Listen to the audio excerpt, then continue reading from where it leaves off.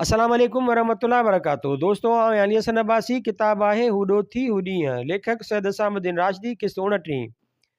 ख़ैर उहे वाक़ियात विच में अची विया, दिलि में दर्द हो, ॻाल्हि निकिती त ओचितो ॼणो आह निकिरी वई। दरअसल ॻाल्हि हुई सखर जे आगा साहब जी ऐं सिंध ज़मींदार अख़बार जी। जंहिं दौर जो ज़िक्र आहे उन में छाकाणि त आज़ादीअ जी जंग फूह जवानीअ ते हुई, तंहिं करे अख़बारुनि खे बि ॾाढो ज़ोर हो। सिंध जे अख़बारुनि मां अंग्रेज़ीअ में 2 रोज़ानियूं निकिरंदियूं हुयूं। हिकु डेली गज़ेट जेका असुल त अंग्रेज़ परस्त हुई, लेकिन बाद में संदसि मिज़ाज एतदाल ते आयो हो।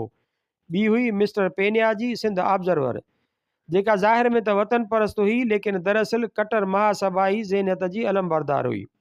टीं शाम जी अंग्रेज़ी रोज़ानी अख़बार डॉक्टर ताराचंद जी कराची डेली हूंदी हुई, जंहिंजी जाइ पाकिस्तान बाद इवनिंग स्टार वरिती। सिंधी रोज़ानियुनि मां मुस्लमाननि जी फ़क़ति अल वहीद हुई, जेका कॾहिं ख़ालिस मज़हबी त कॾहिं ठेठ वतन परस्त, कॾहिं फ़िरका परस्त त कॾहिं क़ौम परस्त। बहरहाल मुस्लमाननि जा हथ उन ई अख़बार ते खुपंदा हुआ। हिंदू अख़बारुनि मां हिंदू कांग्रेसी ऐं संसार समाचार, ठेठ महासभाई इहे हुयूं कराचीअ मां निकिरंदड़ अख़बारूं।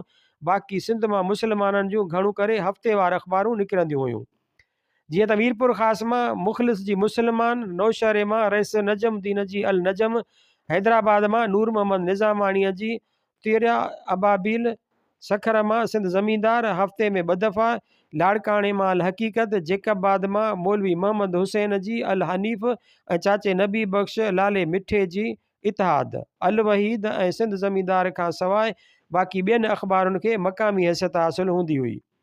हिंदुनि जूं सिंध मां घणियूं ई हफ़्तेवार ऐं रोज़ानियूं अख़बारूं निकिरंदियूं हुयूं, जिन मां मशहूरु हुयूं मीरपुर ख़ास मां जोत, सखर मां दीवान भोजराज जी भारत, आरतमल जी हिंदू लीग गज़ेट, लाड़काणे मां लाड़काणा गज़ेट ऐं जेकबाद मां तेज ऐं फ्रंटियर गज़ेट, जंहिंजो एडिटर हिकु हिंदू हो, बेहद मिठो माण्हू ऐं दिलबर दोस्त, यारनि जो यार। 2 रोज़ानियूं हिंदुनि जूं सखर मां पिणु निकिरंदियूं हुयूं, जिन मां हिकु मक़ामी हुई ऐं ॿीअ खे अलबत सखर खां ॿाहिरि बि अहमियत हासिलु हुई। पहिरीं बाई अमरदास जी धर्मवीर ऐं ॿी महाशिया वीरोमल जी सिंधी। इहे हुयूं उहे अख़बारूं जेके सिंध अंदरि हिंदुनि ऐं मुस्लमाननि जे मामलनि ऐं मसइलनि खे पयूं ड्राहींदियूं ऐं ठाहींदियूं हुयूं। बलोचिस्तान जे मसइलनि ते लिखण लाइ मरहूम नसीम तलवीअ जूं अख़बारूं असरे जदीद ऐं बलोचिस्तान जदीद हुयूं। सिंध में ॿाहिरां ईंदड़ अख़बारुनि मां लाहौर जी अख़बार खे अवाम में वॾी अहमियत हूंदी हुई। मसइलनि हिंदुनि वटि प्रताप मेलाप ऐं नानक चंद नाज़ जी वीर भारत खे ऐं मुस्लमाननि में ज़मींदार, इनकलाब, सियासत ऐं पोइ शहबाज़ ऐं अहसान खे। पैसा अख़बार ऐं इनकलाब लाजवाब जो दौरु ख़तमु थी चुको हो। झंग वारी हफ़्तेवार अल मुनीर बि पंहिंजो वक़्तु पूरो करे वई हुई। एडिटरनि मां मुंशी महबूब आलम फ़ौत थी वियो हो। ज़फ़र अली ख़ान जी हैसियत अख़बार नवेसीअ में बाबे आदम जी हुई। मौलाना ग़ुलाम रसूल महर, मुर्तज़ा अहमद ख़ान मुकेश, सैद हबीब, मौलाना अब्दुल मजीद सालिक, चिराग हसन हसरत ऐं हाजी लुक फूह जवानीअ में हुआ, जिस्म जो बि जोबन त कलम ते बि बहार। हिंदुनि मां महाशिया कृष्ण, खुशहाल चंद खोरसंद, नानक चंद नाज़ ऐं पारसवारी माहिशिया करमचंद जी राति हुई। लाहौर मां 3 अंग्रेज़ी डेली अख़बारूं निकिरंदियूं हुयूं।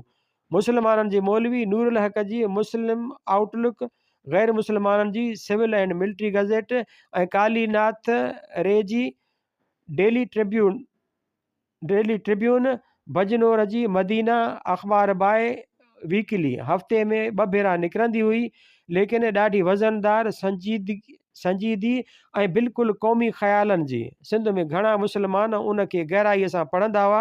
दिल्लीअ मां मौलवी मज़हरुद्दीन जी रोज़ानी अल अमान ऐं ख़्वाजा हसन निज़ामीअ जी हफ़्तेवार मनादी ईंदी हुई।